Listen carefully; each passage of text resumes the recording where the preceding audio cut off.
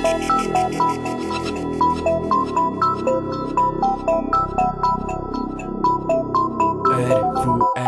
dziwko.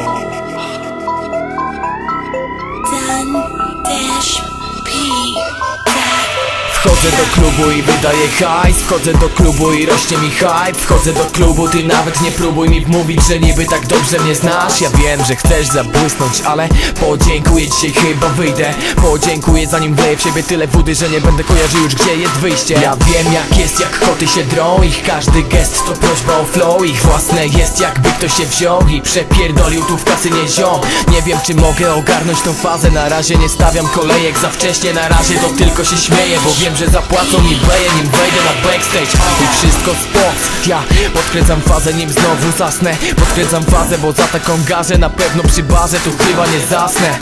Daj tylko hype'u jeszcze, niech scena wie, ile mogę dać na mieście. Niech scena wie, ile łaków zjem nareszcie. I jaka jest cena za typowy laidback, yo. Są ze mną ziomy, patrzą na mnie jak na pijaka, bo kiedy jest okazja, tylko łapię zakielony i się czuję wyzwolony. No i jest po ptakach, czysty hardcore atak. Zarzucam muzę, ty zarzuć mi bata. Zostaję na dłużej, by spróbować latać. Te próby na pewno utopią mnie w stratach.